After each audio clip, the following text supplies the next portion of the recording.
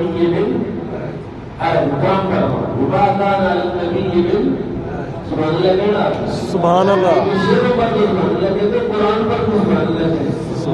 ما كان على النبي من حرج کسی نبی پر کوئی حرج نہیں کسی نبی پر کوئی مشکل نہیں کیا فرض اللہ له سنت اللہ فی الذین خلوا من قبل جب اللہ کوئی چیز اپنے نبی پر فرض کر دے تو نبی اس فرض کو اپنائے اس پر عمل کرے نبی پر کوئی بوجھ نہیں مجھ پر بوجھ ہے تو حکم میں نے دیا کون کہتا ہے جو حکم میں نے دیا میرے حکم پر میرا نبی عمل کرے اور اس پر کوئی اعتراض کرے اس کا ذمہ دار بھی میں رب العالمین صرف نبی کا مقصد نہیں ہم سارے امتیوں کی یہ شان ہے کہ جو حکم اللہ کا ہو اس پر عمل کیا پر اپنی اعتراض کرتی ہے معاشرہ اعتراض کرتا ہے لوگ اعتراض کرتے ہیں اب ایک اور بات نہیں پائی بات کہنے لگا وہاں کہ نبی پاک کی کتنی بیویاں تھیں 11 ان 11 بیویوں میں صرف ایک بیوی تھی جو کماری تھی صرف ایک عورت تھی بیوی تھی ہماری ماں تھی جو کماری تھی 10 بیویاں تھیں یا تو وہ بیوہ تھی یا وہ متعلقہ بیوہ کے ساتھ نکاح کرنا متعلقہ کے ساتھ نکاح کرنا یہ نہ صرف سنت مصطفیٰ ہے بلکہ رضائے باری تعالیٰ کی ہے جن بھیڑیوں اور بدماشوں کے معاشرے آج ہم جی رہے ہیں اور کوئی عورت اگر بیوہ ہو جاتی ہے یا متعلقہ ہو جاتی ہے تو آپ اس کو چھوڑ کے مانے اس کے ساتھ بھی نکاح کرنا اس کے ساتھ نکاح کرنا اگر تمہیں شرم آتی ہے اگر تمہیں یہ لگتا کہ یہ تو طلاق والی ہے تو جاؤ اپنے نبی کی سیرت پڑھ کے دیکھو آؤ قرآن پڑھو میں تمہیں قرآن میں بتاتا ہوں کہ میرے قریب آ کے امام الانبیاء نے 10 بیویاں ہو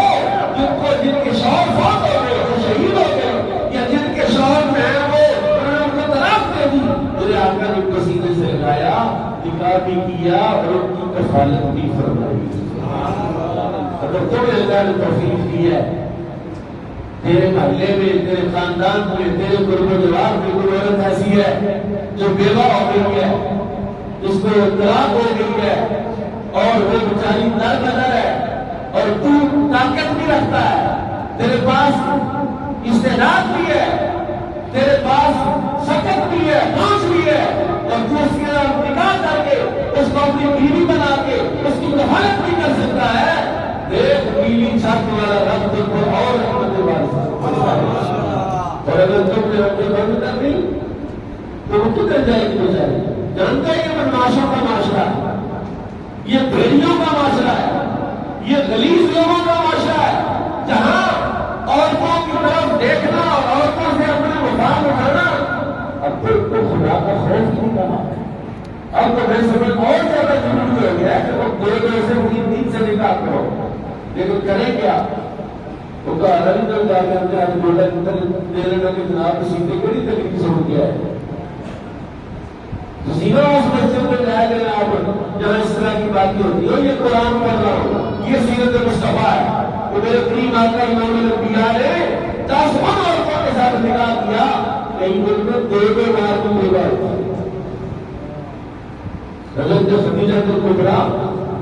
ایک مرتبہ بیوہ اللہ نے نکاح دوسری مرتبہ پھر بیوہ پھر تیسری مرتبہ رسول اللہ نے نکاح کیا یہ بیوہ ہو کرنا اس دودھی کا کیا دوسرے اسپیشل ہو کرنا اور تم شیلٹر نہیں دے سکتے تمہارے پاس طاقت ہے پہنچ ہے اور پھر میں کوئی بات کروں قرآن کی بات سنا آج نکال کے پڑھ کے سناتا ہوں اس کا حوالہ بھی دیتا ہوں غلط ہونے پر جرمانے کا بھی ذمہ دار ہوں سورہ نور کے اندر میرے اللہ نے ارشاد فرمایا اللہ نے فرمایا کہ اپنے لڑکوں کا اور اپنی لڑکیوں کا نکاح کرو اپنے لڑکوں کا اور اپنی لڑکیوں کا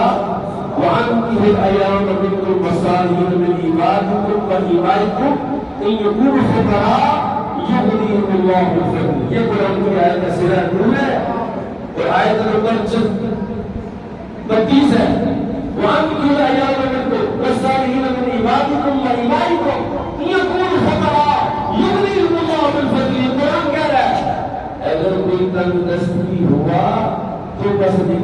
دو اللہ غنی کر دے گا. اور میں آج کہتا ہوں آپ کو دعوت فکر دیتا ہوں، جاؤ جا کے 10 یا 20 بندوں کا ڈیٹا اکٹھا کرو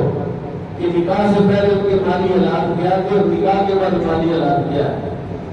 یہ قرآن کا صرف حکم ہی نہیں ہے، یہ قرآن کو صرف آیت ہی نہیں ہے، بلکہ بالفعل اور غرب ہی میرا اللہ نکاح کے بعد بندوں پر اپنی رحمت کے دروازے کھول دیتا ہے، رزق کے دروازے کشادہ کر دیتا ہے. اگر ایک بیوی کے ساتھ رزق کھل سکتا ہے تو دو کے ساتھ تو بدل جائے گا. دوسرے نکاح کو تو تم نے بڑا کر کے رکھ دیا، تو کو کاری لے لو ہے دوسرا میرا زندگی پتا چلنا نہیں ہے. تو دو یاد کی اور سنت ہے اور قرآن کہتا ہے فَانْكِحُوا مَا طَابَ لَكُم مِّنَ النِّسَاءِ مَثْنَىٰ وَثُلَاثَ وَرُبَاعَ فَإِنْ خِفْتُمْ أَلَّا تَعْدِلُوا فَوَاحِدَةً. ایک شرط ہے جس میں منع کیا گیا کہ 2 سے کرو، 3 سے کرو، 4 سے کرو، لیکن اگر انصاف نہ کر سکو تو پھر 1 سے کرو. ویسے جناب سارے بندے بھی انصاف کرنے کی ٹھیکیدار کیوں جی؟ ویسے مگر نہیں، میں انصاف کا برقرار ہوں، میں پڑھیا میں فیصلہ کرتا، میں بڑا منصف ہوں. کبھی تمہیں مجھ سے بہتر ہوا اور تاکہ تمہیں پتہ چل جائے کہ تمہیں مجھ سے کر. اور پھر دوسرا نکاح کرنا اور دوسرے نکاح کی ترغیب دینا. رسول اللہ صلی اللہ علیہ وسلم نے کیا فرمایا؟ اوپر میں قیامت میں ایک بندہ 50 عورتوں کا نگران ہوگا. اس وقت تقریباً 70% قیامت کی نشانیاں ظاہر ہو چکی ہیں. اور اگر تم ایک ہی لے کے بیٹھ گئے تو بیویاں گالی نظر جائیں گی اور پھر ظاہر ہے تم مجرم ہو گئے کہ وہ غلط راستے پر گئے اور غلط طرف گئے. اب سنا لیا کون صاحب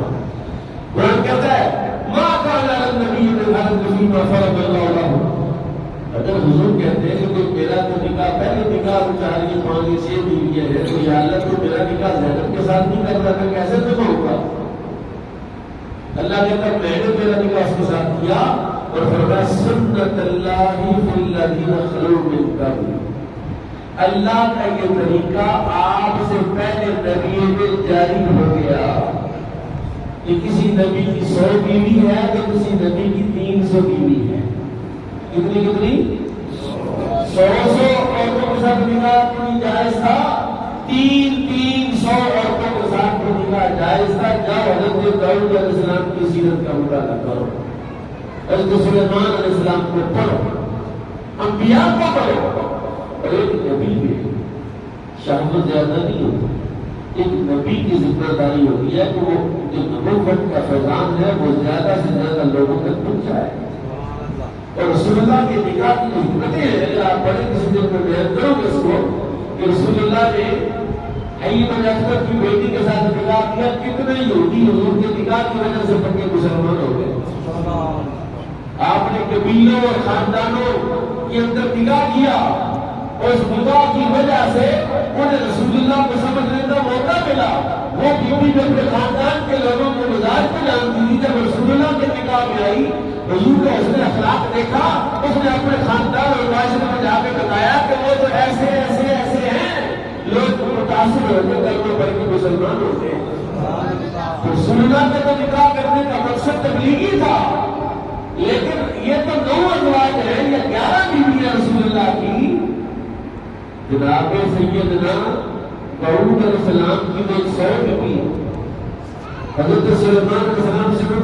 300 عورتوں کا نکاح کیا ہے. اور ہم یہ سمجھتے ان کا مقصد بھی تبلیغی ہی ہوگا، نہیں تو متقی تقویٰ جتنا نبی کے پاس ہوتا کسی اور کے پاس ہو سکتا. لیکن نبی تو آنسی چمٹتا محنت کر کے وہ تو منتخب ہو کے آتا ہے. اللہ تعالیٰ مجھے اور آپ کو آقا کریم